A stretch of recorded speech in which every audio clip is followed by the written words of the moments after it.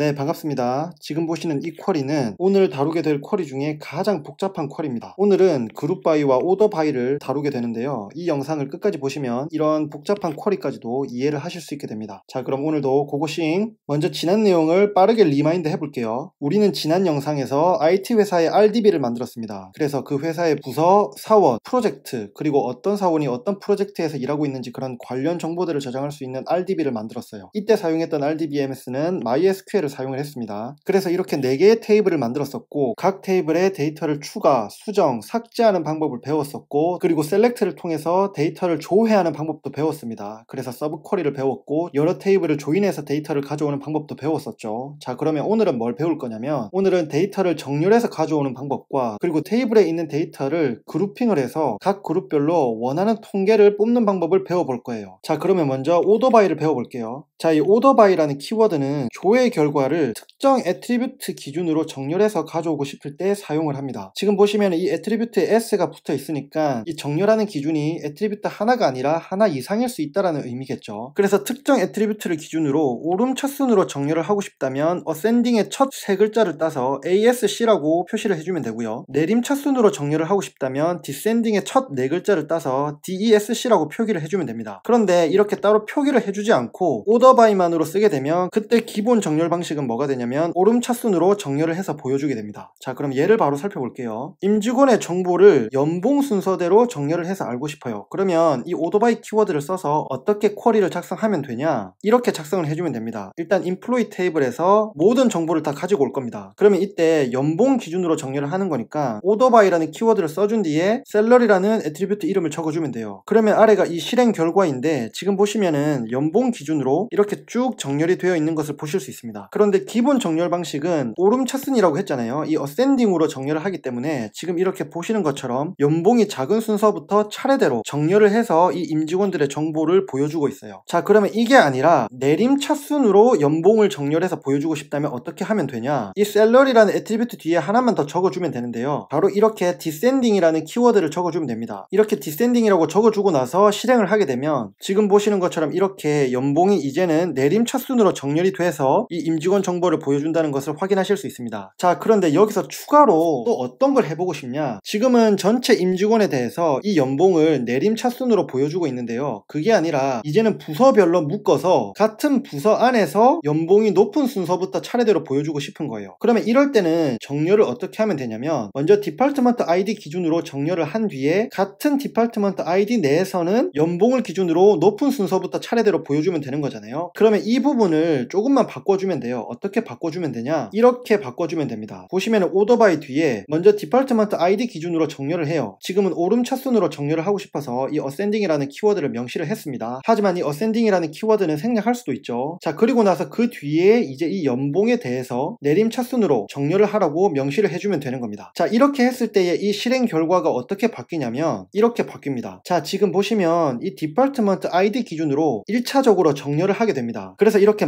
MySQL에서는 널이 있다면 널로 먼저 묶어주고 그 다음에 이렇게 오름 차순으로 디파트먼트 아이디별로 정렬이 되어 있다는 것을 보실 수 있어요. 이렇게 디파트먼트 아이디로 먼저 정렬을 한 뒤에 그 다음에 연봉을 기준으로 이번에는 내림 차순으로 정렬을 해주게 되는 거죠. 그래서 보시면 이 디파트먼트 아이디가 널인 경우에 그 안에서 이렇게 내림 차순으로 정렬이 되어 있고요. 디파트먼트 아이디가 1001인 경우에는 하나밖에 없으니까 그냥 이렇게 달랑 하나가 있고 그 다음에 디파트먼트 아이디가 1002인 경우에도 이렇게 연봉이 내림 차순으로 정렬이 되어 있습니다. 그리고 마찬가지로 1003인 디파트먼트 아이디에 대해서도 그 안에서 연봉이 이렇게 내림 차순으로 정렬이 되어 있다는 것을 확인하실 수 있어요. 그래서 이 오더 바이를 쓰게 되면 애트리뷰트 하나만 쓸 수 있는 것이 아니라 애트리뷰트 2개 이상에 대해서도 이렇게 정렬을 할 수 있다. 그러면 그때 그 우선순위는 앞에 명시된 애트리뷰트부터 차례대로 이렇게 정렬을 하게 된다. 그렇게 이해를 하시면 될 것 같습니다. 자, 그러면 이번에는 aggregate 펑션을 다뤄보도록 하겠습니다. 얘는 뒤에서 우리가 배울 그룹 바이와도 관련이 있기 때문에 얘를 먼저 배워보도록 할게요. 자, 이 aggregate 펑션은 여러 튜플들의 정보를 요약해서 하나의 요약값으로 추출하는 함수입니다. 그래서 aggregate 펑션에는 대표적으로 어떤 함수가 있냐면 이 count, 전체 개수를 세는 count와 전체 합을 구하는 sum, 그리고 가장 큰 값을 고르는 max, 가장 작은 값을 고르는 min, 그리고 평균을 구하는 average 함수가 있습니다. 그러면 이 aggregate 펑션은 주로 어떻게 사용이 되냐면 관심 있는 애트리뷰트에 사용을 하게 됩니다. 그래서 예를 들어서 평균 연봉을 구하고 싶다든지 아니면 가장 최근에 태어난 그 생일을 알고 싶을 때 이런 식으로 쓸 수 있는 거죠. 그리고 그리고 이 aggregate 펑션은 요약해서 하나의 값으로 추출을 할 때 그때 이 튜플들의 정보를 확인을 하는데 이때 그 튜플들의 정보에서 널 값들은 제외를 하고 요약 값을 추출을 하게 됩니다. 자, 그러면 aggregate 펑션 예를 살펴보겠습니다. 임직원 수를 알고 싶어요. 그러면 얘는 어떻게 쓰면 되냐? 이렇게 쿼리를 작성할 수 있습니다. 자, 임직원 수를 알고 싶은 거니까 employee 테이블에서 select를 하면 되는 건데 이때 aggregate 펑션이 사용이 됩니다. 여기서 사용한 함수는 count 함수인데요. 이 count 함수는 숫자를 세는 함수라고 했잖아요. 그런데 이 count 함수의 괄호 안에 이렇게 에스터리스크가 있는 것은 무엇을 의미를 하느냐? 이 에스터리스크는 여기서는 튜플의 수를 의미를 합니다. 그래서 그 튜플들의 전체 개수를 세라는 의미가 되는 거예요. 자, 그래서 이 쿼리의 결과는 뭐가 나오냐? 이런 식으로 결과를 보여줍니다. 그래서 이 employee 테이블에서의 튜플 수죠. 이 튜플 수는 총 16개다. 그 말은 무슨 말이냐? 이 임직원 수가 16명이다 라는 것을 알려주는 겁니다. 자, 그런데 여기 이렇게 에스터리스크라고 적어준 부분을 사실은 employee 테이블에 있는 애트리뷰트 중에 하나로 바꾸어서 적어줘도 됩니다. 그래서 예를 들어서 지금 이렇게 count 함수 안에 포지션이라는 애트리뷰트를 전달을 하고 나서 이 쿼리를 수행을 해도 이렇게 같은 결과를 반환을 합니다. 자, 그러면 이것은 무슨 의미가 되냐? 이 임직원 테이블에서 같은 포지션을 가지고 있는 임직원들이 있을 거잖아요. 그럼에도 불구하고 이렇게 똑같이 16이라는 결과가 나왔다는 것은 이렇게 애트리뷰트 이름이 count 펑션에 전달이 됐을 때에 그 애트리뷰트에 있는 값들의 중복이 있다 할지라도 그 중복을 포함해서 카운트를 하게 된다. 이러한 특징이 있다는 것을 알 수 있는 거죠. 자, 그런데 여기서 주의해야 할 게 하나 있습니다. 이 포지션 말고요. 이제 이 위치에 이렇게 디파트먼트 아이디로 바꿔 넣어 볼게요. 그리고 나서 이 쿼리를 실행을 하면 어떻게 될까요? 우리가 기대하기로는 똑같이 이렇게 16이라는 결과가 나와야 할 것 같은데 실제로 실행을 해서 결과를 보면 이렇게 14라는 결과가 나옵니다. 얘는 왜 그러냐면 지금 보시면 이 employee 테이블에서 depth id가 null인 경우가 있어요. 그러면 아까 앞에서 말씀드렸던 것처럼 이 aggregate 펑션이 동작을 할 때 null은 제외를 하고 동작을 합니다. 그래서 여기서 카운트를 할 때 디파트먼트 아이디를 기준으로 카운트를 하는 거잖아요. 그러면 이 디파트먼트 아이디에 null이 있으면 얘는 카운트를 하지 않는 거예요. 그래서 실제로 이 두 명을 제외하고 나머지 유효한 디파트먼트 아이디를 가지는 얘네들만 카운트를 했기 때문에 14가 나오게 된 겁니다. 그래서 이 카운트를 쓰실 때는 튜플 수를 카운트하고 싶은 거라면 그런 경우에는 이렇게 애트리뷰트 이름을 적어주는 것보다도 에스터리스크를 적어주는 것을 추천한다. 그렇게 말씀을 드리고 싶습니다. 자, 그러면 또 다른 예를 살펴볼게요. 프로젝트 2002에 참여한 임직원의 수와 최대 연봉, 최소 연봉, 평균 연봉을 알고 싶어요. 자, 그러면 얘를 쿼리로 작성하려면 어떻게 하면 되냐? 이렇게 작성을 할 수 있습니다. 자, 차근차근 살펴볼게요. from 절부터 살펴보면 일단 우리가 구해야 되는 게 어떤 것과 관련이 있냐면 프로젝트 2002에 참여한 임직원들과 관련이 있는 거잖아요. 그러면 일단 이 works-on 테이블을 참조를 해야 됩니다. 왜냐하면 이 works-on 테이블은 누가 어떤 프로젝트에 참여했는지 정보를 가지고 있기 때문에 이 works-on 테이블을 일단 참조를 해야 되는 거예요. 그 다음에 우리가 어쨌든 구해야 되는 것은 연봉과 관련이 있잖아요. 그러면은 이 연봉 정보는 employee 테이블에 있기 때문에 이 employee 테이블과도 관련이 있는 겁니다. 자, 그러면 이 works-on 테이블과 employee 테이블을 조인을 시켜줘야 되는 거잖아요. 그래야 프로젝트 2002에 참여한 임직원들의 정보를 일단 가지고 올 수 있는 거니까요. 그래서 이 works-on 테이블과 employee 테이블을 인어 조인을 시켜줄 겁니다. 어떤 조건으로 조인을 시켜줄 거냐? works-on 테이블에 있는 이 employee id가 employee 테이블에 있는 id와 같은 조건으로 이 두 개의 테이블을 인어 조인을 시켜줄 거예요. 자, 그러고 나서 이제 이 where절에서 프로젝트 2002에 참여한 임직원들만 가지고 와야 되기 때문에 그 셀렉션 조건을 이렇게 적어줍니다. 그 다음에 핵심이 뭐냐면 우리가 구해야 되는 것은 참여한 임직원의 수와 최대 연봉, 최소 연봉, 평균 연봉을 알고 싶은 거잖아요. 그러면 이 select 절에서 먼저 임직원의 수를 count 펑션과 함께 이렇게 적어주고요. 그때 이렇게 에스터리스크를 적어주는 이유는 이제는 다 이해하실 겁니다. 그리고 최대 연봉을 구해야 되기 때문에 max라는 펑션과 함께 셀러리를 파라미터로 전달을 하고요. 그 다음에 최소 연봉도 구해야 되기 때문에 min 펑션에 셀러리를 파라미터로 전달을 하고 마지막으로 평균 연봉 또한 이렇게 뽑아줄 수 있도록 명시를 합니다. 그래서 이렇게 쿼리를 작성을 한 뒤에 그 결과를 뽑아보면 이런 결과가 나와요. 그래서 이 2002 프로젝트에 참여한 임직원 수는 4명이고 그 4명 중에 최대 연봉은 1억 2천, 최소 연봉은 7천, 평균 연봉은 9,500이 되는 겁니다. 그래서 이런 식으로 aggregate 펑션을 쓸 수가 있다는 것, 이것을 이 예제를 통해서 확인을 하셨고요. 자, 그러면 이번에는 그룹 바이를 통해서 결과들을 그룹 지어서 그 그룹별로 통계를 뽑는 방법을 배워보도록 하겠습니다. 자, 바로 앞선 예제를 이어서 살펴볼게요. 자, 지금 이 쿼리는 2002라는 프로젝트에 참여한 그 임직원들을 대상으로 통계를 뽑은 거잖아요. 그런데 지금처럼 이렇게 특정 프로젝트로 한정해서 통계를 뽑고 싶은 게 아니라 각 프로젝트별로 프로젝트에 참여한 임직원 수와 최대 연봉, 최소 연봉, 평균 연봉을 알고 알고 싶은 겁니다. 그러면 이 쿼리를 어떻게 바꿔줄 수 있냐? 이렇게 그룹 바이를 통해서 바꿔줄 수 있습니다. 지금 앞에 쿼리와 비교해서 바뀐 부분은 뭐냐면 원래 웨어절이 있던 이 부분이 그룹 바이로 바뀐 거고요. 그 다음에 이 셀렉트 부분도 원래는 이 4개만 있었는데 지금 이제 그룹핑을 했기 때문에 각 그룹별로 이렇게 통계를 뽑는 거라서 그러면 어떤 그룹에 대한 통계인지를 알아야 되기 때문에 이 프로젝트 아이디도 이제는 같이 표기를 해줘야 되는 겁니다. 그래서 이 부분이 추가가 된 부분이에요. 나머지 이 from절은 바뀐 부분이 없습니다. 자, 그러면 지금 이 쿼리가 어떻게 동작하는지 좀 더 자세히 말씀을 드리면 지금 우선 이 from절에서 works on 테이블과 employee 테이블이 조인을 했잖아요. 그러면 그렇게 조인된 결과를 기준으로 이제 프로젝트 아이디를 가지고 그룹핑을 하는 겁니다. 그러면 그렇게 그룹핑을 한 그룹별로 각각의 통계를 이렇게 뽑는 거예요. 이해가 되시죠? 그래서 이 쿼리를 수행을 하게 되면 이제는 이 결과가 어떻게 바뀌냐면 이렇게 바뀝니다. 이제는 각 프로젝트별로 이렇게 통계를 뽑은 거예요. 그래서 찬찬히 결과를 살펴보면 일단은 왜 여기 셀렉트문에 프로젝트 아이디를 적어줘야 되는지를 이해하시겠죠? 이렇게 프로젝트 아이디가 있어야만 이 각각의 통계들이 어떤 프로젝트에 대한 통계들인지를 알 수 있기 때문에 이렇게 프로젝트 아이디를 적어줘야 됩니다. 그래서 그룹 바이에 사용된 이 애트리뷰트는 반드시 이 셀렉트 절에서 같이 적어줘야 된다는 것, 이것을 기억을 해주시면 좋을 것 같고요. 그 다음엔 이제 각각의 애그리게이트 펑션이 적용된 결과들을 이렇게 아래에서 보실 수 있는 거죠. 자, 그래서 그룹 바이를 정리를 하고 넘어가면 관심 있는 애트리뷰트를 기준으로 해서 그룹을 나뉜 다음에 그 그룹별로 어그리게이트 펑션을 적용하고 싶을 때 이때 이 그룹 바이를 사용을 하게 됩니다. 그래서 그룹을 나눌 때 기준이 되는 이 애트리뷰트를 뭐라고 하느냐? 그룹핑 애트리뷰트라고 불러요. 여기서도 이렇게 S라고 되어 있으니까 그룹핑 애트리뷰트가 하나 이상일 수 있다라는 겁니다. 자, 그리고 만약에 그룹핑 애트리뷰트에 널 값이 있을 때는 어떻게 되냐? 이때는 널 값을 가지는 튜플들끼리 묶어서 따로 그 결과 값을 뽑게 돼요. 자, 그러면 이번에는 해빙이라는 키워드를 살펴볼 건데요. 앞에 얘에 이어서 바로 이 해빙을 설명을 해볼게요. 자, 지금 바로 앞에서 이 쿼리를 통해서 그룹별로 각 프로젝트별로 이렇게 통계를 뽑았어요. 그런데 여기서 특정 조건을 더 부여를 하고 싶은 겁니다. 어떤 조건이냐? 프로젝트에 참여한 인원이 7명 이상인 프로젝트들에 대해서만 각 프로젝트에 참여한 임직원 수와 최대 연봉, 최소 연봉, 평균 연봉을 알고 싶은 거예요. 그러니까 이 말은 무슨 말이냐면 프로젝트에 참여한 인원수, 그러니까 이 부분이죠. 이 인원수가 7명 이상인 프로젝트들에 대해서만 필터링을 해서 그 결과를 보고 싶다는 거예요. 그러면 이 조건은 지금 이렇게 그룹핑을 해서 나온 결과에 대해서 그 결과를 기준으로 필터링을, 즉 조건을 걸어서 그 조건에 해당하는 것만 보겠다라는 거잖아요. 그러면 이렇게 그룹핑에 대한 결과를 기준으로 어떤 조건을 걸고 싶을 때 그때 사용되는 키워드가 바로 이 heading이라는 키워드입니다. 보시면은 이 aggregate 펑션을 다시 한번 명시를 해주죠. 그래서 이 카운트 수가 7명 이상인 경우에만 그 결과를 가지고 오고 싶다, 이렇게 명시를 해주는 겁니다. 그러면 이 쿼리를 수행을 하게 되면 그 결과는 어떻게 되냐? 지금 참여한 임직원 수가 7명 이상인 프로젝트는 이 프로젝트밖에 없는 거잖아요. 그래서 이 쿼리의 결과는 어떻게 되냐? 이렇게 2001에 대한 정보만 남게 되는 거죠. 이해가 되시죠? 해빙을 썼기 때문에 이런 결과가 나온 겁니다. 자, 그래서 이 해빙을 정리를 하면 이 해빙은 그룹 바이와 함께 사용이 돼요. 그래서 그룹 바이를 통해서 그룹핑을 한 뒤에 그 그룹핑에 대해서 어그리게이트 펑션을 적용을 하고 그 적용된 결과값을 바탕으로 그룹을 필터링해서 보여주고 싶을 때 그때 이 해빙이라는 키워드를 사용을 하게 됩니다. 그러니까 이 해빙절에 명시된 조건을 만족하는 그 그룹만 결과에 포함이 되는 거죠. 자, 그러면 지금까지 배운 내용을 바탕으로 여러 가지 예제를 살펴보도록 하겠습니다. 자, 각 부서별 인원수가 많은 순서대로 정렬을 해서 알고 싶어요. 그러면 얘는 어떻게 하면 될까요? 자, 보시면 먼저 각 부서별 인원수를 알아야 되니까 그러면 얘는 일단은 그룹 바이가 필요할 것 같아요. 각 부서별 인원수를 뽑아야 되니까요. 그 다음에 그렇게 해서 나온 인원수를 가지고 인원수가 많은 순서대로 정렬을 해서, 그러니까 내림차순으로 정렬을 해서 보여줘야 되니까 얘는 그러면 오더 바이와 관련이 있을 거예요. 그러면 이제 쿼리를 작성을 해볼게요. 자, 이렇게 쿼리를 작성을 할 수 있는데요. 보시면은 일단은 이 인플로이 테이블에 대해서 먼저 그룹핑을 해줘야 되겠죠. 각 부서별로 인원수를 구해야 되니까요. 그래서 여기에 그룹 바이를 사용을 합니다. 이때 부서별로 그룹핑을 해야 되니까 이 인플로이 테이블에는 디파트먼트 아이디가 있으니까 이 디파트먼트 아이디를 기준으로 그룹핑을 해줘요. 그러면 그렇게 그룹핑을 해준 뒤에 인원수가 많은 순서대로 정렬을 해야 되니까 이제 이 오더 바이를 사용을 하게 됩니다. 근데 오더 바이 뒤에 애트리뷰트 이름을 제가 인플 카운트라고 이렇게 적어줬는데요. 이 인플 카운트는 뭐냐면 지금 보시면은 이 인원수를 구해야 되니까는 어그리게이트 펑션을 이렇게 쓰게 됐어요. 그런데 이때 여기에 이름을 지어주고 싶은 거죠. 별칭을 붙여주고 싶었던 겁니다. 좀 더 명시적으로 이해하기 위해서요. 그래서 as라는 키워드를 써서 인플 카운트라는 별칭을 이렇게 붙여줬습니다. 그래서 이 인플 카운트 기준으로 오더링을 하라고 이렇게 명시를 해준 거예요. 그런데 그런데 이때에 인원수가 많은 순서부터 보여줘야 되니까 내림차순으로 이렇게 보여줄 수 있도록 명시를 했습니다. 자, 그리고 마지막으로 중요한 건 뭐죠? 이 결과값을 가지고 와야 되는데 셀렉트를 통해서 결과값을 가지고 올 때에 디파트먼트 아이디를 기준으로 그룹핑을 했기 때문에 이 셀렉트 절에서도 디파트먼트 아이디를 적어줘야 된다는 것, 이것 또한 중요한 포인트였습니다. 자, 그래서 이 쿼리를 실행을 하게 되면 이런 결과가 나옵니다. 보시면 이렇게 부서별로 인원수를 보여준다는 것을 알 수 있어요. 여기서 주목할 부분은 뭐냐면 이 널입니다. 아까 앞에서 기억나실 텐데 디파트먼트 아이디가 널인 임직원이 2명 있었거든요. 그래서 이 그룹핑을 하게 되면 그룹핑을 하는 기준이 되는 그 애트리뷰트에 대한 값이 널이 있는 경우에는 널 값을 가지는 튜플들끼리 묶어서 그룹핑을 한 다음에 그 그룹에 대해서 어그리게이트 펑션을 적용하게 됩니다. 그래서 디파트먼트 아이디가 널인 튜플들끼리 묶어서 걔네들에 대해서 이 카운트를 한 겁니다. 그래서 얘는 디파트먼트 아이디가 널인 임직원의 수가 2명이라는 것을 알 수 있는 거죠. 자, 어쨌든 이렇게 부서별로 인원수가 몇 명인지 그 숫자를 내림차순으로 정렬해서 보여줬는데요. 이번에는 추가로 뭘 해볼 거냐면 각 부서별 뿐만 아니라 각 부서 안에서 또 성별로 그룹핑을 해서 그 그룹별로 인원수가 많은 순서대로 정렬해서 보여줄 거예요. 그러면 얘를 수행하려면 이 쿼리를 어떻게 조금만 바꿔주면 되냐? 지금 보시는 것처럼 이제는 2개의 애트리뷰트를 적어주면 되는 겁니다. 일단 부서별로 그룹핑을 할 거라서 디파트먼트 아이디를 적어주고요. 그 다음에 성별로 그룹핑을 할 거기 때문에 이 성별로 그룹핑 할 거라는 것을 명시를 해주면 됩니다. 그 다음에 또 바뀌는 부분이 뭐냐면 이제는 그룹핑을 하는 애트리뷰트가 2개이기 때문에 이 셀렉트 절에서도 이 그룹핑한 애트리뷰트를 둘 다 이렇게 적어줘야 됩니다. 그래서 이렇게 바꿔준 뒤에 이 쿼리를 수행을 하게 되면 이런 결과가 나옵니다. 자, 이제는 부서와 성별로 그룹핑을 한 거죠. 그렇게 그룹핑한 결과에 대해서 인원수가 어떻게 되는지 이렇게 뽑아주게 된 겁니다. 이해가 되시죠? 자, 그래서 이 예제의 핵심은 이 그룹 바이에 하나 이상의 애트리뷰트를 적어줄 수 있다. 이게 이제 핵심이 되는 거예요. 자, 또 다른 예를 살펴보겠습니다. 회사 전체의 평균 연봉보다 부서의 평균 연봉이 적은 부서들의 그 평균 연봉을 알고 싶어요. 그러니까 무슨 말이냐면 각 부서별로 평균 연봉을 뽑았는데 부서의 평균 연봉이 회사 전체의 평균 연봉보다 작은 부서들, 그 부서들의 평균 연봉을 알고 싶은 겁니다. 자, 그러면 얘를 쿼리로 작성을 하려면 일단 회사 전체 평균 연봉을 구해야 됩니다. 그리고 또 각 부서별로 평균 연봉을 구해야 돼요. 그 다음에 각 부서별 평균 연봉과 앞에서 구했던 회사 전체 평균 연봉을 비교를 해서 각 부서의 평균 연봉이 더 작은 부서들의 평균 연봉만 가지고 오면 되는 겁니다. 이해가 되시죠? 자, 그러면 이 내용을 바탕으로 쿼리를 작성을 해봅시다. 자, 이렇게 쿼리를 작성을 했습니다. 일단 회사 전체의 평균 연봉을 구해야 되기 때문에 이렇게 서브 쿼리를 통해서 평균 연봉을 구해줍니다. 그래서 보시면 인플로이 테이블에서 전체 임직원에 대해서 평균 연봉을 구하는 거죠. 그렇게 해서 평균 연봉을 구한 뒤에 그 다음에 이제는 각 부서별 평균 연봉을 구해야 되잖아요. 그래서 보시면은 마찬가지로 이 인플로이 테이블에서 부서 아이디를 기준으로 그룹핑을 해줘요. 그렇게 그룹핑을 해준 뒤에 각 부서별로 평균 연봉을 구합니다. 그 다음에 중요하죠. 이렇게 구해진 부서별 평균 연봉과 전체 임직원의 평균 연봉을 비교를 해서 부서의 평균 연봉이 전체 평균 연봉보다 작은 경우에만 이렇게 조건을 건 거죠. 작은 경우에만 그 부서의 평균 연봉을 가지고 와라. 이렇게 쿼리를 작성해 줄 수 있는 겁니다. 그래서 이 쿼리의 특징은 회사 전체 평균 연봉과 각 부서별 평균 연봉을 비교하기 위해서 서브 쿼리를 일단 썼다라는 것, 그리고 부서의 평균 연봉이 회사 전체의 평균 연봉보다 작은 부서에 대해서만 한정해서 그 결과를 가지고 오기 위해서 그룹에 대해서 조건을 걸어서 필터링을 하는 이 having 키워드를 썼다라는 것, 그렇게 해서 최종적으로 그 부서의 평균 연봉을 가지고 왔다라는 것, 이게 이 쿼리의 중요 포인트가 되겠습니다. 그래서 이 쿼리를 실행을 하게 되면 이런 결과가 나오는 거죠. 보시면은 3개의 부서와 각 부서의 평균 연봉을 보여주고 있다는 것을 확인하실 수 있습니다. 그러면 이 3개의 부서는 회사의 전체 평균 연봉에 비해서 부서의 평균 연봉이 적은 부서들인 거죠. 자, 마지막 예제를 하나 살펴볼게요. 각 프로젝트별로 프로젝트에 참여한 90년대생들의 수와 이들의 평균 연봉을 알고 싶어요. 자, 그러면 얘는 어떻게 쿼리로 작성할 수 있을까요? 일단 각 프로젝트별로 그룹핑을 해줘야 되니까 얘도 그룹핑이랑 관련이 있을 것 같고요. 그러면은 그룹핑을 해서 90년대생들의 수와 이들의 평균 연봉을 구해야 되는 거니까, 그러면 관련 있는 테이블은 누가 어떤 프로젝트에 일했는지 정보를 가지고 있는 워크스온 테이블과 생일과 연봉 정보를 가지고 있는 인플로이 테이블이 관련이 있다고 생각해 볼 수 있습니다. 그래서 이 워크스온 테이블과 인플로이 테이블을 조인을 시켜줘야 되는 거겠죠. 자, 그러면 이런 아이디어를 바탕으로 쿼리를 작성을 해볼게요. 자, 이렇게 쿼리를 작성을 했습니다. 먼저 from 절부터 살펴볼게요. 워크스온 테이블과 인플로이 테이블을 이너 조인을 시켜줍니다. 이때 이너 조인을 시켜주는 조건은 워크스온 테이블에 있는 인플로이 아이디와 인플로이 테이블에 있는 아이디가 같다라는 조건으로 이너 조인을 시켜주는 거예요. 그러면 이제 조인된 결과가 나올 거잖아요. 그러고 나서 이제 이 웨어절을 살펴보면 여기서 우리가 뭔가를 필터링을 해줘야 되는데 뭐냐면 우리가 지금 구하려고 하는 것들은 90년대생 한정해서 그 수와 평균 연봉을 구해야 되는 거잖아요. 그래서 그 조건을 이 웨어절에 적어줘야 되는 겁니다. 그래서 보시면 이 생일이 90년 1월 1일과 99년 12월 31일 사이에 그때 태어난 직원들로 한정을 시켜줍니다. 그리고 나서 이제 그룹 바이를 하는 거예요. 뭘 기준으로 그룹핑을 하냐? 프로젝트 아이디를 기준으로 그룹 바이를 해주는 겁니다. 그렇게 해서 나온 그룹들을 기준으로 각 프로젝트별로 인원수와 평균 연봉을 가지고 오는데 이때 이 평균 연봉에서 소수점 이하는 제외를 하고 싶어요. 그래서 소수점 이하는 반올림을 해주고 싶은 겁니다. 그때는 이렇게 라운드를 써서 사용을 해줄 수가 있어요. 이런 식으로요. 자, 그래서 이렇게 쿼리를 수행하면 결과가 어떻게 나오냐? 이런 식으로 결과가 나옵니다. 자, 보시면은 각 프로젝트별로 90년대생들의 수가 이렇게 출력이 되고 또 그들의 평균 연봉이 소수점 이하 자리는 반올림을 해서 이렇게 표시를 해주고 있습니다. 그래서 예를 들어서 2003이라는 프로젝트에 참여한 90년대생은 5명이 있고 그들의 평균 연봉은 8,400이 되는 거죠. 자, 그런데 여기서 이 프로젝트 아이디 기준으로 정렬을 해서 보여주고 싶어요. 그러면 이때는 이 쿼리를 어떻게 바꿔주면 되냐? 이 부분에 오더 바이만 적어주면 됩니다. 이런 식으로 말이죠. 그래서 프로젝트 아이디 기준으로 정렬을 하게 되면 그러면 이제 이 결과는 어떻게 바뀌냐면 이렇게 프로젝트 아이디를 기준으로 정렬된 형태로 바뀐 것을 보실 수가 있습니다. 자, 그런데 여기서 추가로 무언가를 해주고 싶어요. 어떤 걸 해주고 싶냐? 프로젝트에 참여한 참여 인원이 7명 이상인 프로젝트에 한정해서 각 프로젝트별로 프로젝트에 참여한 90년대생들의 수와 이들의 평균 연봉을 알고 싶은 겁니다. 그러니까는 지금 우리가 바로 앞에서 구했던 거는 각 프로젝트별로 프로젝트에 참여한 90년대생들의 수와 이들의 평균 연봉을 구했던 건데 여기에 어떤 조건이 추가가 됐냐면 프로젝트에 참여한 인원이 7명 이상인 프로젝트로 필터링을 해서 우리가 방금 구한 이 결과를 보고 싶은 겁니다. 자, 그러면 얘는 쿼리를 어떻게 바꿔주면 되냐? 그룹을 필터링 하는 거니까 헤빙을 쓰면 되겠네. 그래서 이렇게 그룹 바이 뒤에 헤빙을 적어줘서 카운트가 7 이상인 것만 필터링을 해서 보여주면은 이 조건을 만족하는 쿼리가 되겠다. 이렇게 생각하실 수 있거든요. 근데 사실은 그렇지 않습니다. 왜 그런가 하면은 여기서 이 카운트 있잖아요. 헤빙절에 사용되는 이 카운터는 그룹핑을 한 뒤에 그 그룹에 대해서 각 그룹별로 카운트를 한 값인 거잖아요. 그러면 이 카운트의 의미는 뭐냐면 각 부서별로 90년대생들의 인원수인 겁니다. 그러니까 지금 필터링을 하려고 했었던 거는 프로젝트에 참여 인원이 7명 이상인 프로젝트로 한정을 하고 싶었던 건데 지금 헤빙절을 쓰게 되면 각 부서별 참여 인원이 아니라 각 부서별 90년대생의 참여 인원을 기준으로 필터링을 하게 되는 거니까 이렇게 적어주면은 안 되는 겁니다. 그러면 제대로 하려면 어떻게 해야 되냐? 여기 헤빙절을 적어줄 게 아니라 이 웨어절에 추가적으로 뭔가를 해줘야 되는데요. 보시면은 웨어절에 이 조건을 넣어줘야 됩니다. 자, 이 부분만 자세히 살펴보면 지금 여기에 서브 쿼리가 있는 거거든요. 이 서브 쿼리가 어떤 서브 쿼리냐? 프로젝트 참여 인원이 7명 이상인 프로젝트의 아이디를 구하는 서브 쿼리입니다. 그래서 보시면 이 웍스온 테이블에서 프로젝트 아이디로 그룹핑을 해요. 그렇게 해서 나온 그룹을 헤빙을 통해서 어떤 필터링을 하느냐? 그 프로젝트의 인원수가 7명 이상인 그 그룹만 이렇게 필터링을 하는 겁니다. 그러면 이렇게 필터링을 한 뒤에 그리고 나서 그 프로젝트 아이디를 가지고 오는 게 이 서브 쿼리가 동작하는 방식이에요. 그러면 이 서브 쿼리는 참여 인원이 7명 이상인 프로젝트의 아이디들을 가지고 올 거고 그러면 이 서브 쿼리 결과를 활용을 해서 결국 이 프로젝트에 있는 아이디로 한정을 하는 겁니다. 이 in이라는 오퍼레이터를 써서요. 그러면 결국 이 웨어절을 통해서 90년대생으로 필터링을 하고 동시에 프로젝트에 참여 인원이 7명 이상인 프로젝트 아이디만 이렇게 필터링을 하는 겁니다. 그러면 그 필터링을 어디에 대고 하는 거냐? 바로 위에서 이 from줄에서 조인된 이 테이블에 대고 이 필터링을 하게 되는 거죠. 그리고 나서 프로젝트 아이디로 그룹핑을 해주면 그래서 최종적으로 이 쿼리를 수행을 하면 이런 결과가 나오는 겁니다. 그러니까 이 2001이라는 프로젝트는 참여 인원이 7명 이상인 프로젝트이고 그리고 이때 이 프로젝트에 참여한 90년대생들의 수는 6명이고 이들의 평균 연봉도 이렇게 나오는 겁니다. 그래서 이 예제의 핵심은 내가 걸어주려고 하는 조건이 어떤 조건이냐에 따라서 웨어절의 조건을 명시할 건지 헤빙절의 조건을 명시할 건지 그것을 잘 파악을 해야 된다. 이게 이 예제의 핵심이 되겠습니다. 자, 그래서 셀렉트로 조회하기 요약을 해볼게요. 자, 이 셀렉트문의 문법을 살펴보면 이렇게 되는데요. 보시면은 관심 있는 애트리뷰트나 통계에 대해서 셀렉트를 한다. 근데 어디로부터 조회를 할 건지 그 테이블들 혹은 조인이 된 테이블들을 이렇게 from절에 명시를 하고 그런데 이때 가지고 와야 되는 튜플들에 대해서 조건을 통해서 필터링을 해야 된다면 이렇게 웨어절을 통해서 필터링을 할 수가 있고요. 그리고 혹시나 그룹핑을 하고 싶다면 그렇다면 이렇게 그룹 바이를 통해서 그룹핑을 할 수 있고 그룹핑을 한 뒤에 특정 그룹만 필터링을 해서 가지고 오고 싶다. 그러면 이렇게 헤빙절을 통해서 필터링할 컨디션을 적어줄 수가 있는 겁니다. 그리고 최종적으로 셀렉트해서 가져오기 직전에 어떤 순서대로 정렬을 해서 가지고 오고 싶다면 그때는 오더 바이를 쓸 수 있다. 이렇게 우리가 배웠었습니다. 여기서 개념적으로 셀렉트의 실행 순서를 잘 이해를 해주셔야 되는데요. 개념적인 겁니다. 그래서 from절부터 먼저 실행을 하고 그래서 from에 만약에 조인이 있다면 조인을 시켜 시켜주는 겁니다. 그리고 나서 그 테이블에 대해서 웨어절이 있다면 필터링을 수행을 합니다. 이어서 그룹 바이가 있다면 그룹핑을 시켜주고, 그렇게 해서 나온 그룹에 대해서 만약에 해빙절이 있다면 그 조건에 맞춰서 그룹을 필터링을 시켜줍니다. 그 다음에 만약에 정렬을 시켜줘야 된다면 오더 바이를 통해서 정렬을 시켜주게 되는 거고, 그렇게 한 뒤에 최종적으로 내가 관심 있어 하는 애트리뷰트나 관심 있어 하는 통계에 대해서 셀렉트를 하게 되는 거예요. 개념적으로 그래서 이런 순서로 동작을 한다 이해를 하시면 될 것 같고요. 하지만 이것은 말 그대로 개념적인 순서입니다. 그래서 셀렉트 쿼리의 실제 실행 순서는 각 RDBMS마다 어떻게 구현했는지에 따라서 조금씩 달라요. 그래서 방금 말씀드린 순서대로 실행을 하게 되면 오히려 효율이 떨어질 수가 있거든요. 그래서 좀 더 효율적으로 동작하기 위해서 각 RDBMS마다 내부적으로 옵티마이징을 시켜주는 그런 구현들이 있습니다. 옵티마이저가 있어서, 그래서 걔에 따라서 실제로 동작하는 방식은 조금씩 다르다. 하지만 이 셀렉트 문이 실행을 했을 때 개념적으로는 방금 말씀드린 이런 순서대로 실행을 한다, 그렇게 이해를 하시면 되겠습니다. 자, 끝으로 참고사항입니다. 오늘 내용은 MySQL 기준으로 작성이 됐어요. 그래서 다른 RDBMS의 SQL 문법은 조금씩 다를 수가 있습니다. 그리고 오늘 영상은 오더링, 그룹핑에 관련해서 대표적으로 중요한 기본기들을 살펴봤기 때문에 디테일한 내용들은 추가적으로 공부를 하시는 것이 필요합니다. 네, 준비한 영상은 여기까지입니다. 이렇게 5편의 내용으로 셀렉트로 데이터를 조회하는 방법을 살펴봤는데요. 어떻게 많이 도움이 되셨을지 모르겠습니다. 자, 끝까지 봐주신 모든 분들 정말 최고시고요. 저는 그러면 또 다음 영상을 준비하러 가보겠습니다.